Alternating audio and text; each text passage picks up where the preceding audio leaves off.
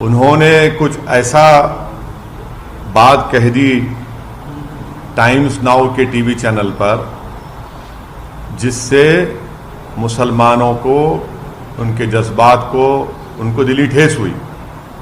10 दिन के बाद कैसे ख्याल है प्रधानमंत्री को, जबकि हर प्राइम टाइम शो लोग बोलते हैं, प्रधानमंत्री खुद बैठकर देखते हैं। तो 10 दिन के बाद बीजेपी रिएक्ट करती है, और कब रिएक्ट करती है? जब देश के वाइस प्रेसिडेंट खतर को पहुंच रहे हैं तो प्लेन में, जो प्लेन में होते हैं तो उनसे कहा जाता है कि आपका जो बैंक्वेट था वो कैंसिल कर दिया गया है। तो जब देश के वाइस प्रेसिडेंट खतर में होते हैं, खतर की सरकार हमारे देश के एम्बेसडर को बुलाकर उनसे कहती है कि आप माफी चाहें, क्योंकि बीजेपी के एक स्पोक्सपर्सन ने प्रॉफिट मोहम्मद सल्लल्लाहु अलैहि वसल्लम की शान में बकवास बकी है, झूठ बका है। तो उसके बाद आप देखते हैं कि फौरन बीजेपी हरकत में आती है और बीजेपी अपने नेशनल स्पोक्सपर्सन के खिलाफ उसको सस्पेंड करती है। मैं देश के प्रधानमंत्री को जब भिवंडी में मैं जनसभा को एड्रेस कर रहा था, उस वक्त भी प्रधानमंत्री से अपील किया कि आप देश के प्रधानमंत्री हैं, आप अपने नेशनल स्पोक्सपर्सन के खिलाफ एक्शन लीजिए। ये गलत कहा उन्होंने, मगर देश के प्रधानमंत्री टस से मस नहीं हुए। और 10 दिन के बाद, क्योंकि गल्फ कंट्रीज में ये मसला बहुत बड़ा हो चुका था, इसलिए हालत मजबूरी में देश के प्रधानमंत्री ने अपने नेशनल स्पोक्सपर्सन के खिलाफ एक्शन लिया। ये सरासर गलत है। गलत इसलिए है क्योंकि एक्शन तो आपको 10 दिन पहले लेना था। जब मैं बहैसियत एक भारत के इंडियन सिटीजन के, मेरा मजहब मुसलमान, मैं मुसलमान हूं, हम आपसे अपील कर रहे हैं, डिमांड कर रहे हैं कि आप एक्शन लीजिए। अब एक्शन नहीं लेते आप, क्यों एक्शन नहीं लिया आप बताइए देश के प्रधानमंत्री? क्या असदुद्दीन ओवैसी का डिमांड, क्या असदुद्दीन ओवैसी की आवाज फॉरेन कंट्री के लीडर से कम है क्या? आप मेरे प्रधानमंत्री हैं, आपको मेरी बात सुननी चाहिए। आप फॉरेन कंट्रीज के लीडर्स को खुश करना चाहते हैं, आप उनकी तकलीफ को समझते, हमारी तकलीफ को नहीं समझते। आप कौन समझेगा हमारी दिली तकलीफ को? और तीसरी बात यह है कि ये हमारे एम्बेसडर खतर के, वो कब से स्पोक्सपर्सन बन गए बीजेपी के? वो कब से कहना शुरू कर दिए फ्रिंज एलिमेंट? वो क्या, ये भारत की जो हमारे जो एमईए का डिपार्टमेंट है, चाइना की तरह अलग है ना। चाइना में तो जो एम्बेसडर होता है वो सीपीपी पार्टी का मेंबर होता है। ये कब से हो गया कि एम्बेसडर अब बीजेपी का मेंबर हो चुका है क्या? एम्बेसडर होता है, एमईए के मातहत आता है। ऐसा दिख रहा है कि चाइना का सीपीपी का model Narendra Modi foreign ministry में एक्सटर्नल इंप्लीमेंट कर रहे हैं। फ्रिंज कैसा होगा बताइए? नेशनल स्पोक्सपर्सन है, फ्रिंज कब से हो गया?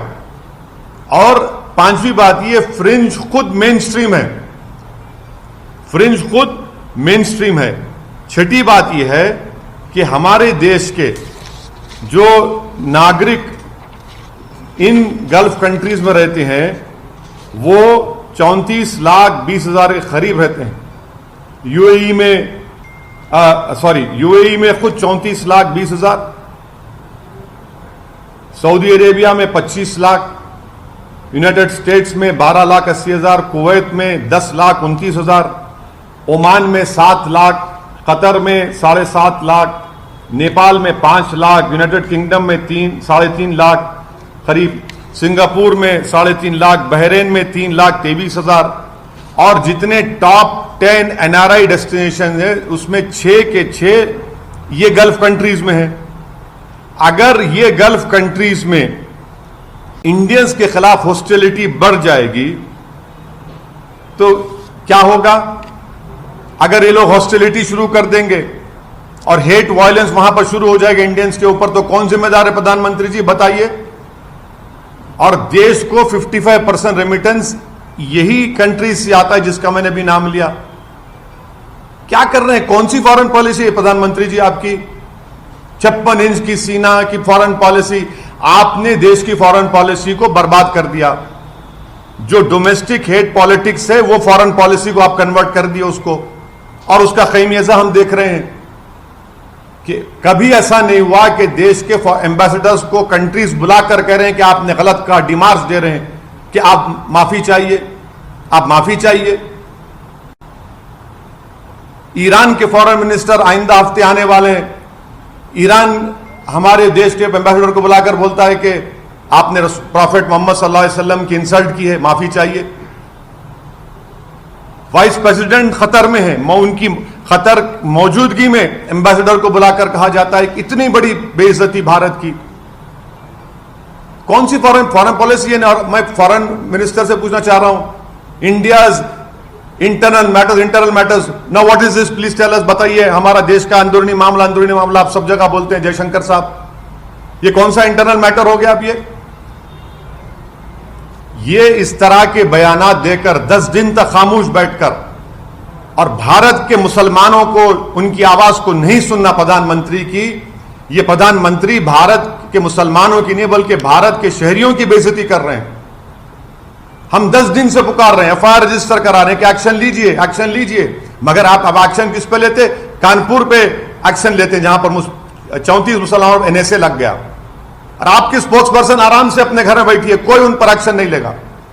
अगर आज कोई फेसबुक पोस्ट पर या ट्विटर पर देश के प्रधानमंत्री के बारे में अनाप शनाप बक दे तो 24 घंटे के अंदर उसको अरेस्ट कर लिया जाता है, जेल में डाल दिया जाता है। कि देश के प्रधानमंत्री को अगर कोई अनाप शनाप बकेगा और प्रॉफेट मोहम्मद के बारे में अनाप शनाप बकेगा तो आप एक्शन नहीं लेंगे, देश के प्रधानमंत्री पे लेंगे। हम 10 दिन से पुकार रहे हैं, एक्शन लीजिए, आप हमारे प्रधानमंत्री, आप एक्शन नहीं लेते। और सातवीं बात यह है कि इसका मुझे जो एप्रीहेंशन है, अगर कल इजिप्ट, सऊदी अरेबिया कुछ अगर वो अपनी पॉलिसी में तब्दील करते और ये कहेंगे कि नहीं सुएज कनाल से इंडिया के गुड्स नहीं गुजर सकते, कौन जिम्मेदार है प्रधानमंत्री इसका? बताइए। सातवीं बात, क्या यह बात सच नहीं है कि किंगडम ऑफ सऊदी अरेबिया ने जो भारत को ऑयल बेचता है $2 से उस ऑयल को बढ़ाकर $6 कर दिया? और बोलिए ज्ञानवापी, और बोलिए बोलिए और बोलिए, गालियां दीजिए मुसलमानों को, इस्लाम को। अब ये $2 से $6 कर दिया है, और प्रधानमंत्री बताना पड़ेगा देश को, अमेरिका को रेट नहीं बढ़ा, सऊदी अरेबिया ने ऑयल बेच, वही रेट पे बेच रहे हैं। भारत को $2 से $6 कर दिए। प्रधानमंत्री कौन सी फॉरेन पॉलिसी आपकी? आठवीं बात यह है कि बीजेपी, ये इनके हरकतों से बीजेपी डेलिबरेटली अपने लोगों को बोलती है जाकर गाली दो, हेट की जो स्पीचेस हैं वो करते रहो, नफरत पैदा करो मुसलमानों के ताल्लुक से देश में। और जब मामला गर्म हो जाता है बीजेपी फौरन बोलती है नहीं नहीं नहीं, हम तो माफी चाहते हैं, इनको हटा दिया हमने। क्या सस्पेंशन कोई वजह, अरेस्ट क्यों नहीं किया जाता आपके स्पोक्स पर्सन को? क्या 295, 153 आईपीसी नहीं है क्या? वो सिर्फ खाली प्रधानमंत्री के खिलाफ बोले तो होगा? और जो स्पोक्स पर्सन को सस्पेंड करें वो अपना वीडियो जारी करके वो कहती हैं कि मुझसे तो देश के होम मिनिस्टर ने बात की, बीजेपी के बड़े बड़े नेताओं ने मुझसे बातचीत की और कहा कि हिम्मत मत हारो, तुमने सही कहा। तो प्रधानमंत्री पूरी विश्व को यह स्टेटमेंट दे रहे हैं कि आप मुसलमानों को प्रॉफेट मोहम्मद के बारे में अनाप शनाप बकते रहिए, हम कुछ नहीं बोलेंगे। हां, अगर कुछ बाहर कुछ हो गया तो जब हमको तकलीफ होगी। भारत के मुसलमान को क्यों नहीं सुनते प्रधानमंत्री? आखिर क्या मेरी वैल्यू कम है देश के प्रधानमंत्री एक फॉरेन कंट्री के लीडर से?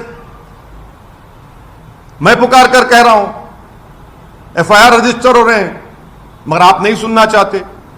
और आखिरी बात यह है कि अब हम देख चुके हैं कि इसका बहुत बड़ा इकोनॉमिक खमियाजा भी भुगतना पड़ेगा, क्योंकि देश के प्रधानमंत्री इसके जिम्मेदार होंगे। हम ये डिमांड करते हैं कि सिर्फ सस्पेंशन नहीं बल्कि उस नेशनल स्पोक्स पर्सन को इमीडिएटली अरेस्ट किया जाना चाहिए। अरेस्ट क्यों नहीं किया जाता? कानपुर में गड़बड़ हुई तो 35 लोगों पर एनआईए लग जाता है। वो गड़बड़ नहीं होती अगर आप एक्शन ले लेती है अपने नेशनल स्पोक्स पर्सन के ऊपर। और आप हमको, ये तो आरएसएस की आइडियोलॉजी शुरू से रही कि भारत का मुसलमान, अरे हमको क्या करना है इन फॉरेन कंट्रीज से?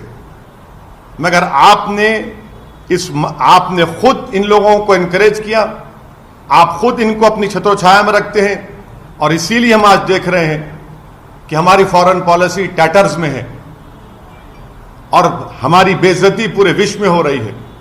अमेरिका ने रिपोर्ट पेश कर दी अपनी रिलीजियस फ्रीडम की, कंट्री ऑफ कंसर्न में 3 साल से भारत आ रहा है। कौन सी फॉरेन पॉलिसी बताइए आपकी? सब कह रहे हैं मगर आप रुकना नहीं चाहते देश के प्रधानमंत्री, और बोलते फ्रिंज। कहां का फ्रिंज है? नेशनल स्पोक्स पर्सन फ्रिंज होता है क्या? बताइए आप। 10 दिन के बाद आप रिएक्ट करते हैं और हम पुकार रहे हैं, कह रहे हैं कि एक्शन लीजिए, नहीं लेंगे आप। और 10 दिन के बाद क्योंकि फॉरेन कंट्रीज में गड़बड़ होना शुरू हो गई तो आप फौरन रिएक्ट करते हैं। इस स्पोक्स पर्सन को अरेस्ट करना चाहिए, उनको जेल को जाना चाहिए, उनके ऊपर जो एफआईआर रजिस्टर किए, ये गवर्नमेंट के इंसाफ का तकाजा है। सिर्फ आप लेटर लिखकर दे देंगे कि आपने पार्टी का पोजीशन ये था, 10 दिन के बाद आपको ये ख्याल आया कि आपके व्यूज पार्टी के पोजीशन से कॉन्ट्री हैं। 10 दिन तक आप सो रहे थे क्या? हमारी तकलीफ आप महसूस नहीं करेंगे? खतर में होगा, ईरान बोलेगा, मस्कत बोलेगा, सऊदी अरेबिया बोलेगा तो आप हरकत में आएंगे। और देश के प्रधानमंत्री को मैं याद दिलाना चाह रहा हूं कि आपने दिसंबर में जब CAA का कानून पास किया, आपने एक स्टेटमेंट दिया था। आपने कहा था कि मुस्लिम कंट्रीज मुझे बहुत चाहते हैं तो मुसलमान क्यों डरेंगे भारत के? देश के प्रधानमंत्री, हम भारत के हैं, हम आपसे पूछ रहे हैं आप क्यों हरकत में नहीं आए हमारे इस डिमांड को? मगर 10 दिन तक आप खामोश बैठे। इससे साफ जाहिर हो रहा था कि आपने कहा कि बोलते रहो बेटा, अगर कुछ होगा तो हम तुमको सस्पेंड कर देंगे। बिल्कुल बढ़ाया है तो क्या तो क्या ये फॉरेन पॉलिसी नाकामी नहीं है? क्या भारत अमेरिका से कम है? आप सारी दुनिया में आप नहीं सुनिए, आप हम सारी दुनिया में जाकर बोलते हैं हम नहीं सुनेंगे, इनको नहीं सुनेंगे, उनको नहीं सुनेंगे। $2 से $6 कर दिया है सऊदी अरेबिया भारत का तेल। सिर्फ इसी वजह से हो सकता है, हो सकता है, हो सकता है, मुझे हो सकता है। ब्लूमबर्ग का आर्टिकल पढ़िए आप, उसमें लिखा गया है कि $2 से $6 कर दिया गया। अमेरिका को $2 पे उसी रेट पर, पुराने रेट पर सऊदी अरेबिया बेच रहा है। तो आप ये कहना चाहते हैं कि मुस्लिमों के साथ यहाँ पे हो रहा है, इस वजह से बढ़ा दिया? नहीं, मैं ये कह रहा हूं कि आपकी फॉरेन पॉलिसी जो है बिल्कुल नाकाम फॉरेन पॉलिसी है। कैसे सऊदी अरेबिया हमको $2 से $6 में बेच रहा है, अमेरिका को $2 में बेच रहा है? क्यों भाई? आप खुद कहते हैं ना फॉरेन पॉलिसी चेंज हो गई, हम वो हो गया, ये हो गया, बड़े बड़े बातें करते हैं। हमें जवाब दें इसका आप। सर आप कह रहे हैं कि कंट्री ऑफ कंसर्न में, कंट्री ऑफ अमेरिका से देश के प्रधानमंत्री ने कहा कि हमारे स्ट्रेटेजिक रिलेशनशिप है, अटूट ताल्लुकात हमारे हैं। ये अटूट ताल्लुकात हैं आपके कि 3 साल से इंडिया को कंट्री ऑफ कंसर्न में डाल रहे हैं, 3 साल से। और उसकी वजह आप क्या समझते हैं, क्या है? ये तो सरकार को बताना पड़ेगा। आप सरकार को दोष? अरे सरकार, बिल्कुल सरकार को दोष दे रहा हूं। कम्युनिटीज रह रही हैं, मैं देखिए जो कुछ भारत में हो रहा है, क्या आप समझ रहे दुनिया को नहीं मालूम? क्या ये नॉर्थ कोरिया है कि जहां पर सब चीज बंद है? क्या चाइना है कि वहां पर जो कहीं हो रहा है चाइना में बाद में मालूम होता विश्व को 2-3 दिन का? ये तो भारत में सब देख रहे हैं, दुनिया देख रही है। 10 दिन से आप खामोश क्यों बैठे इस मामले में? पाकिस्तान के प्रधानमंत्री सुनिए, 10 दिन से देश के प्रधानमंत्री खामोश क्यों बैठे? 10 दिन के बाद आप क्यों रिएक्ट करें? बताओ हमको।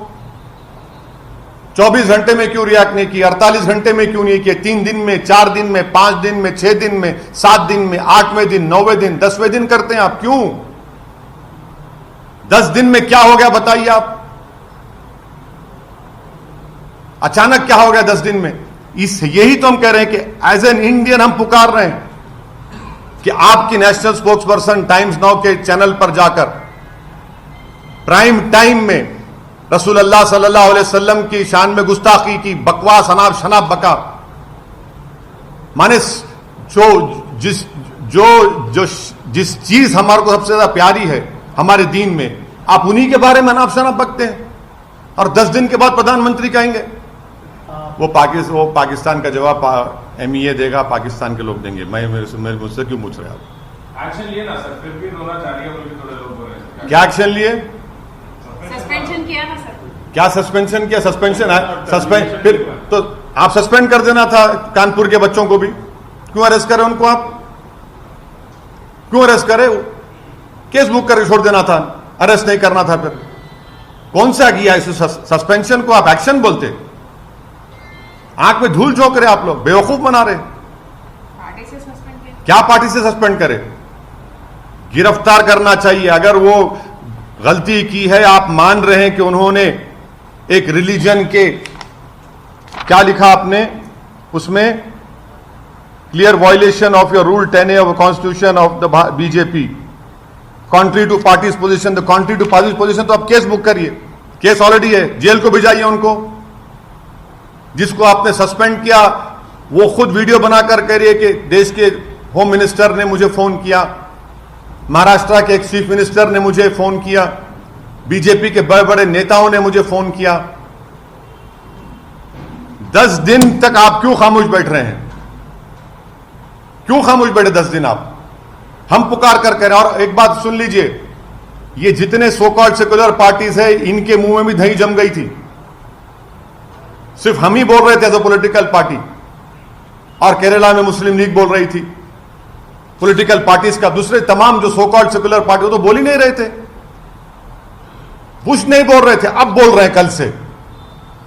हम तो, आप गवाह हैं मीडिया के लोग, हम तो शुरू दिन से बोल रहे हैं। हैदराबाद में हम लोग जाकर कंप्लेन किए, पूरे उलेमाओं को ऑर्गेनाइजेशन साथ लेकर FIR दर्ज हुआ, मगर पूरे secular party, so called secular parties कल रात से अचानक हरकत में आ गए। अगर आपको इतना था तो कानून को क्यों इस्तेमाल नहीं करते आप? कानून को क्यों इस्तेमाल नहीं किया आप एक national prime time TV channel पर जाकर अनाप शनाप बकते हैं आप, अनाप शनाप बकते हैं आप। कि पहली मर्तबा बोला गया ये जो धर्म संसद में क्या क्या नहीं बका जा रहा है, अभी बका जा रहा है। जिसका जो बेल पर निकला वो शख्स, उसने कल एक वीडियो जारी करके प्रॉफेट मोहम्मद के बारे में फिर अनाप शनाप बका। हर जगह ख्वाजा गरीब नवाज के ऊपर, सुल्तान हिंद पर अनाप शनाप बका जाता है। आप ये समझ रहे हैं कि दुनिया नहीं देख रही है सब चीजों को? हमारी डोमेस्टिक पॉलिसी फॉरेन पॉलिसी में रिफ्लेक्ट करना चाह रहे प्रधानमंत्री, ये सबसे बड़ी उनकी नाकामी है। तो बोल दिया हूं ना मैं तो उस बारे में, आपको बोल चुका हूं, आप लोगों को सबको बोल चुका हूं, आपको सबको बोल चुका हूं।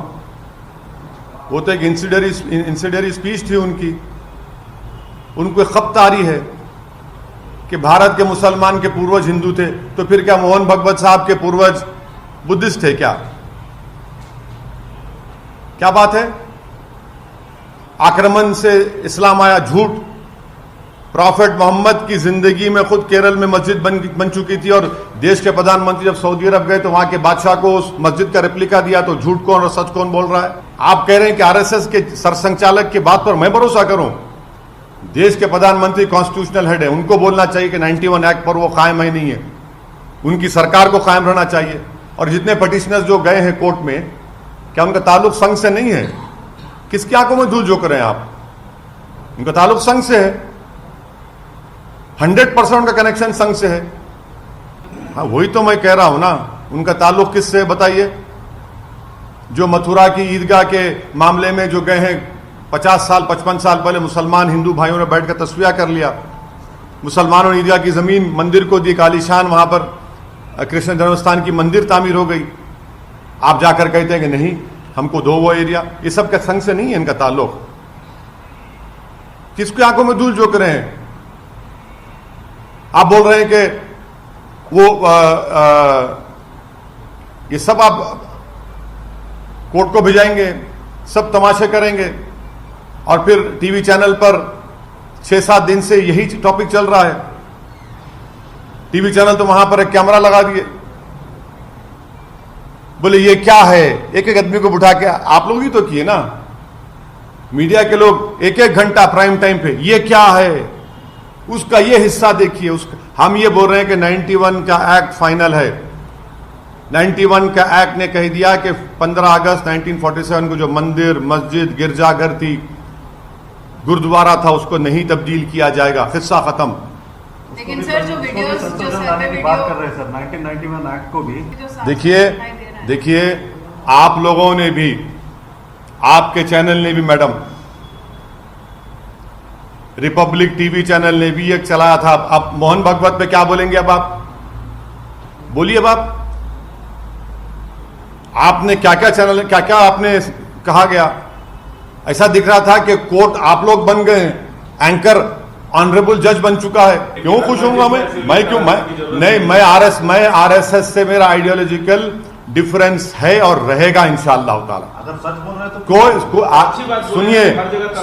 सुनिए, आप सच की बात कर रहे हैं, आप लोग पढ़ते नहीं हैं। आप लोगों को आदत डालना चाहिए, बड़ी हमदर्दी से आपको बोल रहा हूं, आप बेहतरीन जर्नलिस्ट हैं आप तमाम लोग। अल्लाह करे कि आपका मुस्तकबिल और रोशन हो, आप बड़े बड़े टीवी चैनल में जाकर काम करें। हो सकता है कि आप 6 बजे और 9 बजे के एंकर ही बन जाएंगे कभी। हम आपसे एक ही रिक्वेस्ट कर रहे हैं कि नाथूराम गोडसे के भाई का स्टेटमेंट पढ़िए, जो उन्होंने अडवाणी साहब के बारे में क्रिटिसाइज कर कहा कि अडवाणी झूठ बोल रहे हैं। नाथूराम गोडसे और हम पूरे गोडसे भाई तो आरएसएस से थे, ताल्लुक था हमारा। आप सच्चाई की बात कर रहे हैं। ऐसा है ना कि दिल में गोडसे, जबान पे गांधी, यही तो है। दिल में गोडसे, जबान पे बाबा साहब अंबेडकर, दिल में गोडसे, जबान पर ज्योतिराव फूले। हाँ, पूरे संघ, बीजेपी, सब है इसमें। Law will take its own course, इस पे तय बोलना है मेरे को। अरे इतना बड़ा भाई, law will take its own course. अब मॉरल हाई ग्राउंड बिल्कुल ले लिए कोई मॉरल हाई ग्राउंड कोई नहीं ले रहे। हीनियस क्राइम है, सुनिए, आप बहस मत करिए। हीनियस क्राइम है, law will take its own course, law will take its own course. आप फिक्र मत करिए। आप जम्मू कश्मीर में जो टारगेट, अब आप लोग जो है बीजेपी के स्पोक्स पर्सन को बचाने की पूरी कोशिश कर रहे हैं।